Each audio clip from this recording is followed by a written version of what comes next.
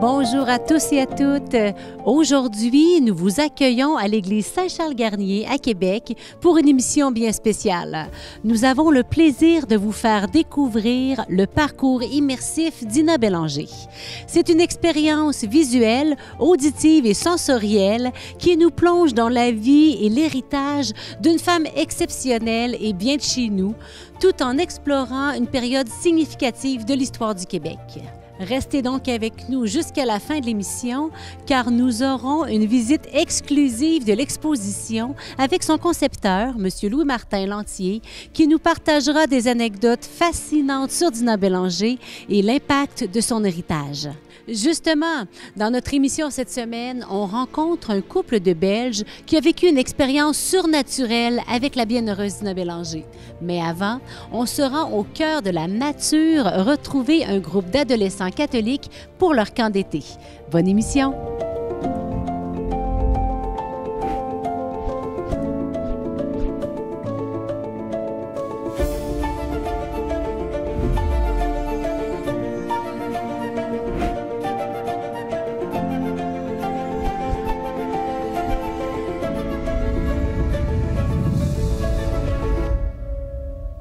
Dans notre premier reportage, nous vous emmenons à la rencontre d'une gang d'adolescents sur le site du camp Beau Séjour dans les cantons de l'Est. C'est un lieu enchanteur, tenu par les frères du Sacré-Cœur en pleine nature sauvage, au bord d'un lac idyllique. L'été dernier, j'ai eu la chance de participer au camp Aventuriers de Dieu organisé par la paroisse Saint-Thomas d'Aquin de Québec. Je peux vous dire que c'était une expérience inoubliable. Une trentaine d'ados réunis pour approfondir la beauté de leur foi et vivre une aventure extraordinaire sous le signe de la joie. Les jeunes ont tellement apprécié leur séjour qu'ils ont demandé à prolonger le camp cette année. Préparez-vous à être inspirés par ces aventuriers de Dieu. Alors en fait, on a carrément été transformés. Il y a eu beaucoup de transformations au niveau du cœur. Comment est-ce que les jeunes peuvent vraiment aventurer leur vie? J'ai pu me rapprocher beaucoup de Dieu. J'aime beaucoup ça. Comment vivre une vie en plénitude, une vie intense dans la présence de Dieu? J'ai senti que j'étais vraiment rapprochée de Dieu. Comment avoir une relation vivante avec le Seigneur? J'ai un peu compris ma relation entre moi et Jésus. Dans le fond, c'est aventurier de Dieu.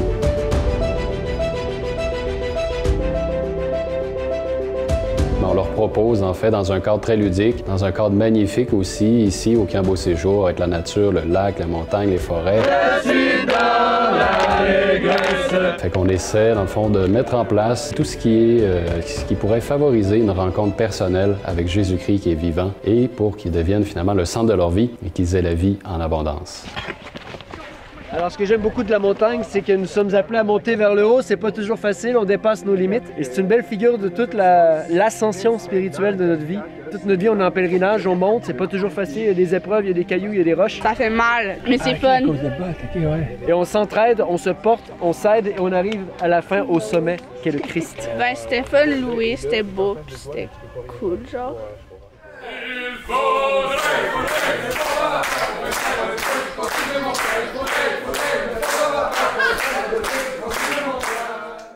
Tout ça, c'est organisé dans le cadre d'une spiritualité qui est celle de l'Emmanuel, la communauté de l'Emmanuel qui est à Québec, entre autres, là, à la ville de Québec. C'est-à-dire qu'il y a la dimension de la louange. Donc, comment est-ce que je rends grâce à Dieu pour la beauté, pour les belles choses qui se passent dans ma vie? Comment est-ce que je reconnais la présence de Dieu dans ma vie et que je peux le remercier pour ça? Donc, la louange qui est joyeuse, qui est avec de la musique, des chants, on bouge, on danse, tout ça. Vous trouvez impressionnante en train de louer le Seigneur? Ben moi, j'ai beaucoup aimé la louange. Je me suis vraiment sentie libre de m'exprimer comme je pouvais. Wow! Ben moi, j'ai appris comment louer parce que avant, je louais pas vraiment le Seigneur, mais maintenant, je pense que je vais continuer à le faire parce qu'ils m'ont appris différentes manières de prier Jésus. Pour la louange, j'aimais ça parce qu'au début du camp, on était plus gênés de louer.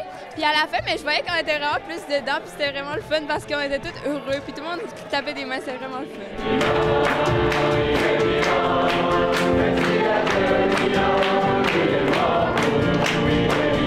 Il y a aussi, ce qui est très important, la vie fraternelle. Les jeunes, surtout les adolescents, sont dans une période de leur vie de développement où est-ce que les amis, c'est très, très important. Plusieurs de ces jeunes-là, en fait, dans leurs écoles, vivent une certaine solitude par rapport à leur foi en Dieu. Donc, on essaie de favoriser justement les liens entre eux afin qu'ils puissent vraiment grandir humainement aussi autant que spirituellement.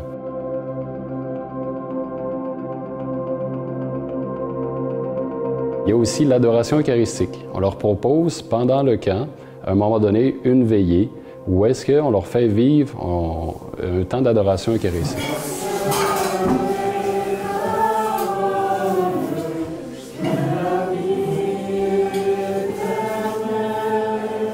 Donc un temps de prière animé où est-ce qu'ils peuvent être face à face ou vivre un cœur à cœur avec Jésus réellement présent dans l'Eucharistie, avec différentes démarches spirituelles, le sacrement de la réconciliation. J'aime beaucoup le camp juste là, je peux voir le Seigneur agir dans les cœurs. Depuis quelques journées, il commence à avoir de gros changements, des jeunes qui ne se parlaient pas, qui se parlent maintenant, des visages ils commencent à avoir des sourires sur le visage, puis c'est vraiment beau de voir ce que Dieu fait dans les cœurs.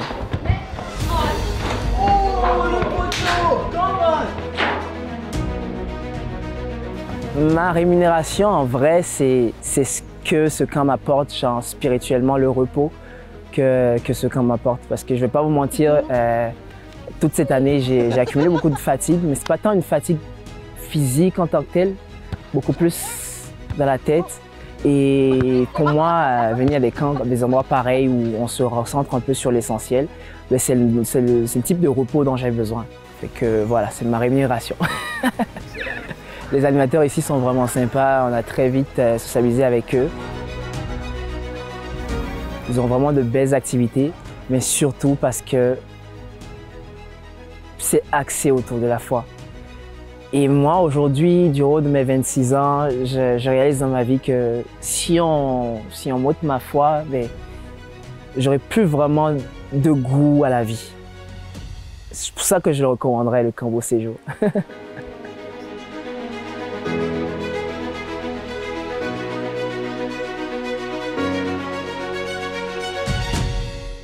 Le camp Aventurier de Dieu, la relation que nous avons avec les animateurs du camp Beau Séjour et les frères du Sacré-Cœur, c'est vraiment une grâce, mais aussi et surtout, c'est l'appui, c'est l'expérience, c'est l'amitié aussi de frère Jasmin et de son équipe d'animation, qui eux ont vraiment, à travers les années, ont développé une expertise.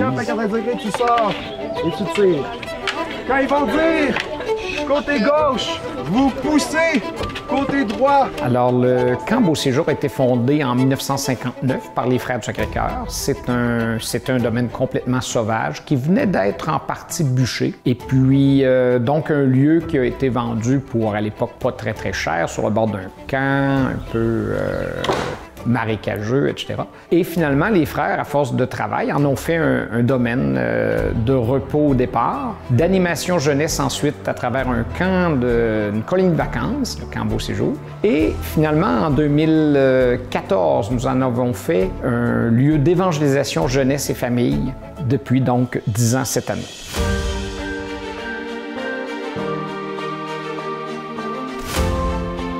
Au niveau du cœur, ça a vraiment cheminé, puis je trouve que ça m'a rapproché de Dieu, vraiment. Genre le camp, ça m'a donné envie de me baptiser pour être plus proche de Dieu. À chaque fois qu'on avait un nouveau partage avec les gens de notre frate, on apprenait à se connaître en même temps de prier puis de rencontrer le Seigneur. C'était vraiment le fun. Et merci, les yeux pleins de lumière.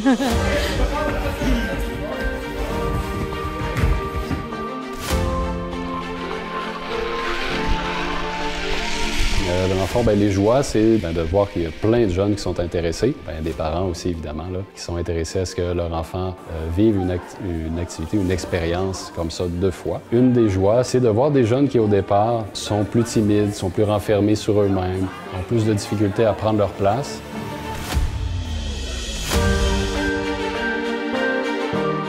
Au courant de la semaine, petit à petit, graduellement, ils commencent à connaître d'autres jeunes ou d'autres jeunes vont vers eux. Et à la fin, une grande joie, des sourires, de nouveaux amis. Même que l'année dernière, je me souviens qu'à la fin du camp, il y a même des jeunes qui pleuraient parce qu'ils ils devaient se séparer de leurs nouveaux amis qui s'étaient faits en l'espace de seulement 5 jours.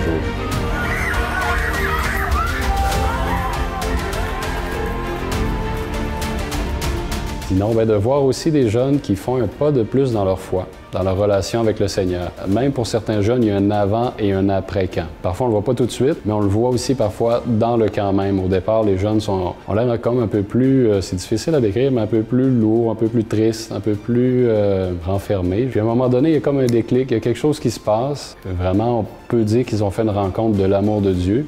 Et se sachant aimer, on dirait que c'est plus facile d'aimer les autres, de s'ouvrir.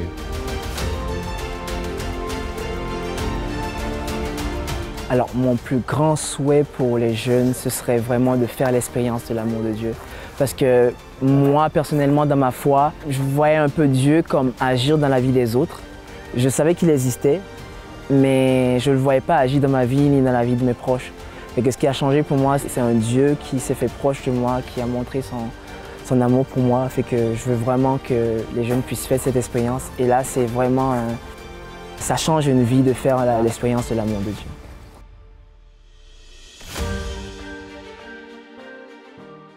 On retrouve maintenant Valérie pour sa chronique Éclat de grâce, où elle met en lumière de belles initiatives dans nos paroisses. C'est que ça m'a fait... ma liste est bien garnie, ça va faire plein de choses à proposer à mon ado, à moi. C'est tout ce qu'on appelle la belle conciliation travail-famille, ça?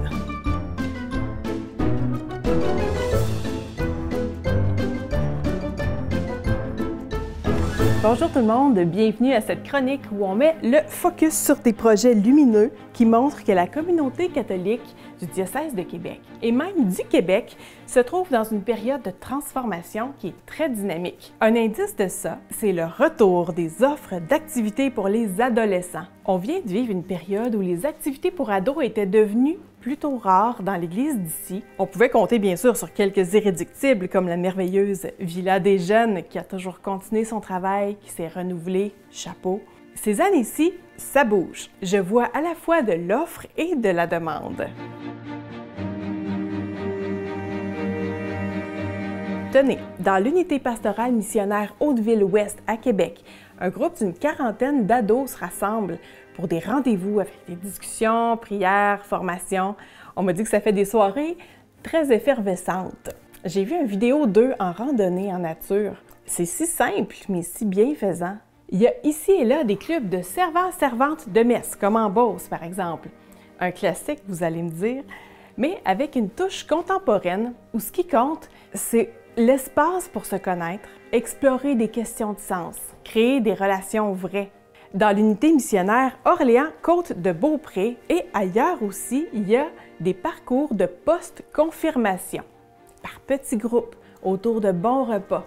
Et encore une fois, c'est le principe du groupe d'appartenance sécuritaire pour brasser des idées librement, voir comment on apprivoise la foi pour soi-même. Pour la seule unité missionnaire Nouvelle-Lorette, il y a 8 possibilités de s'impliquer pour les 12 à 17 ans. Alors, ça va du ciné-club au groupe de partage, en passant par une activité de théâtre, des projets d'engagement social et d'aide aux plus démunis. Il y a un projet chez eux que j'ai trouvé vraiment original, c'est qu'il y a une équipe d'ambassadeurs et d'ambassadrices, des jeunes qui sont là pour conseiller les responsables de la paroisse, pour proposer des choses à partir de leur point de vue, bâtir des projets. Ça me rappelle, il y a 20-25 ans, je retrouvais ce genre d'espace de confiance pour apporter mes idées. C'est sûr que ça a influencé mon parcours. Bravo aux jeunes qui ont créé cette équipe, aux adultes qui travaillent avec eux. C'est un bel exemple d'une communauté qui se met à l'écoute de la nouvelle génération, de ce qui la préoccupe, de ses aspirations, de sa culture aussi. Voilà, ce sont des projets très intéressants à voir aller et c'est à suivre. J'ai le plaisir de vous présenter un couple extraordinaire que j'ai la chance de connaître personnellement et dont l'histoire est intimement liée à l'intercession de Dina Bélanger. Isabelle et Laurent ont vécu une aventure incroyable en quittant leur Belgique natale pour s'installer au Québec. Leur histoire est marquée par des moments de joie, de défis et de foi profonde. Laurent, fasciné par le Canada depuis son enfance, a réalisé son rêve de vivre ici grâce au soutien indéfectible de son épouse Isabelle. Cependant, leur aventure prend un tournant inattendu lorsque Laurent découvre une masse suspecte lors d'un examen médical. Ce diagnostic plonge la famille dans l'angoisse et l'incertitude, mais grâce à leur foi, à la prière et au soutien de leur communauté paroissiale, ils ont traversé cette épreuve avec courage et résilience. Nous allons découvrir comment la prière et l'intercession de Dina Bélanger ont apporté réconfort et guérison à Laurent. Le témoignage de Laurent et Isabelle est une véritable source d'inspiration et de foi. Et puis on a fait le scanner, le premier scanner, et là je dirais que c'était la douche froide.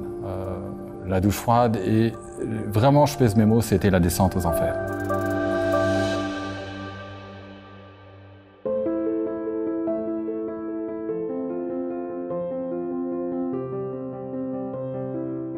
En plein hiver, au mois de mars, je skie avec mes enfants et là, je fais une très très grosse chute de ski.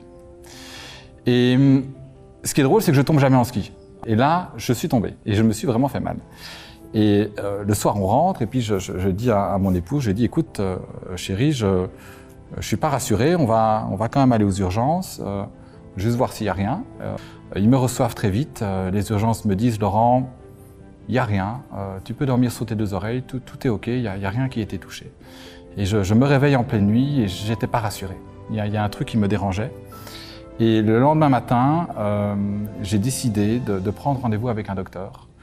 Et de nouveau, le docteur, même chose, m'a dit « Monsieur, je pense qu'il n'y a rien, mais vous avez l'air inquiet. » Et puis on a fait le scanner, le premier scanner. Et là, je dirais que c'était la douche froide.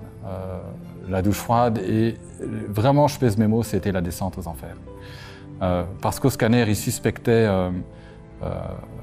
une masse maligne, hein, et il ne savait pas du tout si les choses s'étaient étendues ou pas. Et donc j'ai eu un véritable choc. Je me souviendrai toujours de cette nouvelle. J'en tremblais d'ailleurs. Tu te souviens, Loulou, on était ensemble à la nouvelle, j'en tremblais. Et on ne savait pas quoi faire, puisqu'on venait d'arriver au Canada.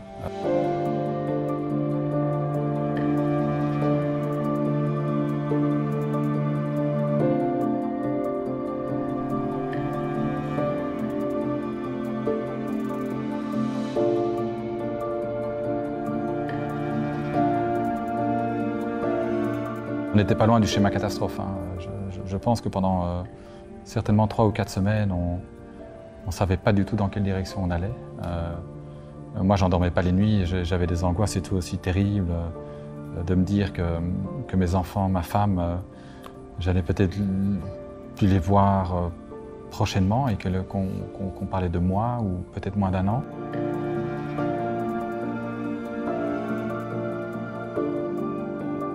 Les quelques jours qui ont suivi, on a commencé à avoir les mauvaises nouvelles et on était vraiment dans l'angoisse. Ça a vraiment été une période où l'angoisse est telle qu'on ne sait plus rien faire d'autre. Finalement, on ne fait que d'y penser et dans ces moments-là, personnellement, la seule chose qui permet d'avoir un petit peu d'espoir et de changer les idées, c'est de prier. Bon, maintenant, comme j'avais pas de voiture, puisque Laurent l'utilisait pour aller à son travail, que j'étais à la maison avec mon petit Albéric qui a 2 ans, qui n'avait pas de garderie, je me suis souvenu qu'on était venu ici, que j'avais beaucoup aimé. Je me suis dit, voilà, c'est pas loin de la maison, c'est à 500 mètres et on est venu ici. Et là, je me souviens que j'ai prié sur le tombeau avec Albéric et je me suis mise à pleurer. Il y a 2 sœurs qui étaient là et qui ont vu Albéric en disant, à mon avis, ta maman prie sûrement pour toi. Et là, je me suis écroulée en pleurs sur le tombeau en disant non, c'était pour mon mari. Et là, les sœurs, j'ai eu une telle expérience de compassion et de consolation qu'en fait, le lendemain, j'ai pu faire qu'une chose, c'était de revenir.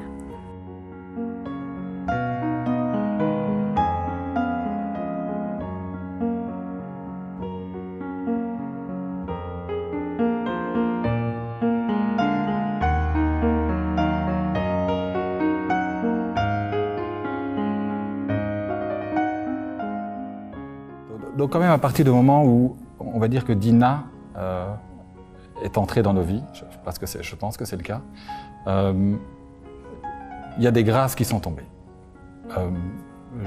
J'en suis convaincu parce que j'ai senti une sorte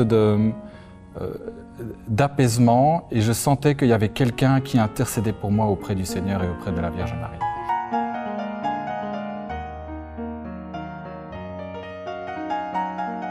Et les effets ont été assez immédiats parce que je me souviens un dimanche, c'était quelques jours après ça, un ami m'a fait rencontrer un médecin de la paroisse qui a repris mon dossier en main. Il a littéralement été fantastique.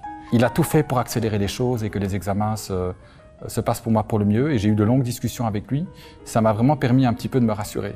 Et chose étonnante, c'est que j'ai eu aussi un médecin qui est très difficile d'avoir parce qu'il a un agenda qui est pris sur les 6 ou 9 prochains mois. Et j'ai téléphoné à sa secrétaire et croyez-le ou pas, au moment où je lui ai téléphoné, il y a eu un désistement. Et elle m'a dit « Monsieur, je viens d'avoir un désistement, le médecin vous prend la semaine prochaine ».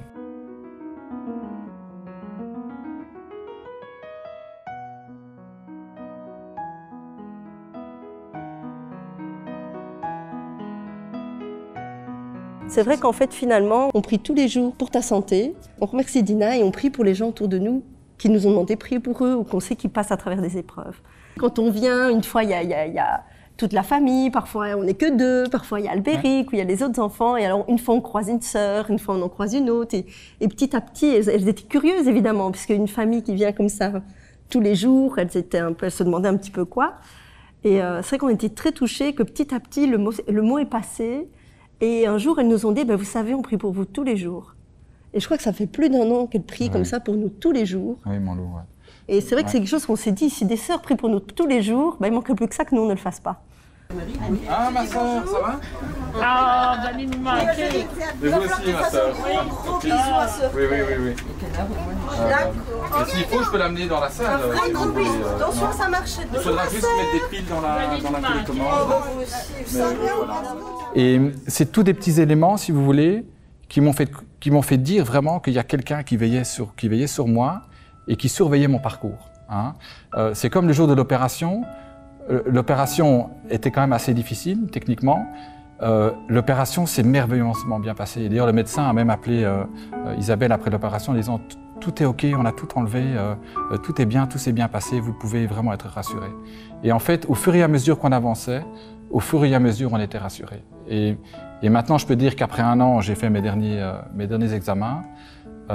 Après 1 an, les choses sont très bonnes, dans le sens où je suis guéri, a priori. Je dois toujours faire un suivi, mais je suis guéri et les chances que ça revienne sont très très faibles.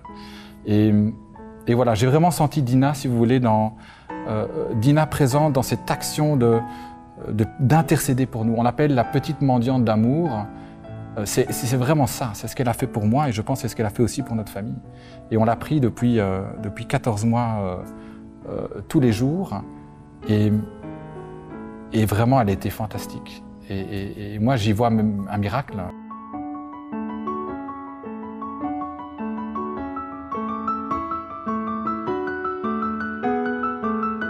Voilà, et là on part évidemment, on quitte le Québec demain avec 2 années qui ont été tout à fait fabuleuses. Je dirais qu'elles n'ont pas été rien n'a été comme on l'imaginait.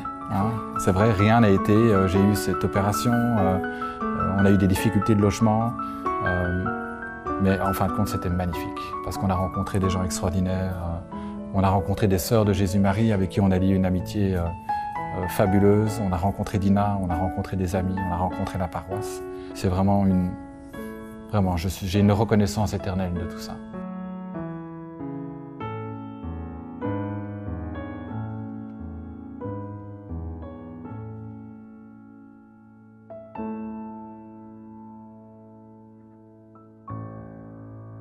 Alors, comme promis en début d'émission, nous allons découvrir ensemble le parcours immersif d'Ina Bélanger, situé dans l'église Saint-Charles-Garnier.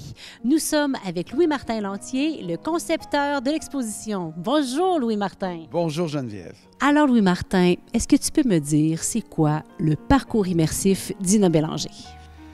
Alors, Geneviève, c'est une exposition, un parcours immersif qui nous permet d'entrer, quand on utilise le terme immersif, donc on entre dans son histoire à travers son enfance, son adolescence, la période jeune adulte. On parle de la condition féminine, la condition de la femme, le droit des femmes. On parle de l'apport des religieuses de Jésus-Marie à l'éducation des filles, jusqu'à la profession religieuse de Dina Bélanger. Ensuite, on explore avec Dina toute cette période où elle a écrit son autobiographie, où elle a écrit sa vie, jusqu'à son décès. Alors, c'est vraiment très intéressant. Et pourquoi on dit immersif? C'est une exposition. Quand on dit immersif, donc c'est une immersion. On rentre dans l'histoire, la vie de Dina Bélanger, mais également, elle est multisensorielle, cette expérience qu'on va vivre. Multisensorielle, là, c'est vraiment pas compliqué, là. Ce que ça veut dire, c'est qu'un peu à l'image de Dina Bélanger, qui était une grande artiste, hein, tous ses sens étaient en éveil. Quand on lit son autobiographie, on voit que elle voyait tout avec le regard de Dieu, elle entendait, elle touchait, elle était vraiment réactive à tout ce qui se passait autour d'elle et elle y voyait toujours la présence de Dieu.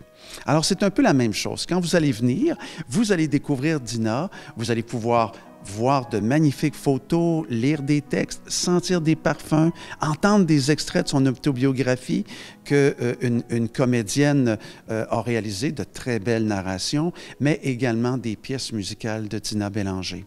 Alors, c'est vraiment une immersion multisensorielle et c'est très agréable, très, très simple aussi. Louis-Martin, dis-moi, quel est le gain qu'on a à découvrir Dina? Sa présence dans nos vies, qu'est-ce qu'elle peut nous apporter? Les personnes qui vont venir vivre l'expérience du parcours immersif Dina Bélanger vont pouvoir faire un lien avec leur propre vie. Venir voir l'exposition Dina, c'est renouer avec notre enfance, avec notre adolescence, nos défis de jeunes adultes, avec les épreuves qu'on traverse parfois dans la vie.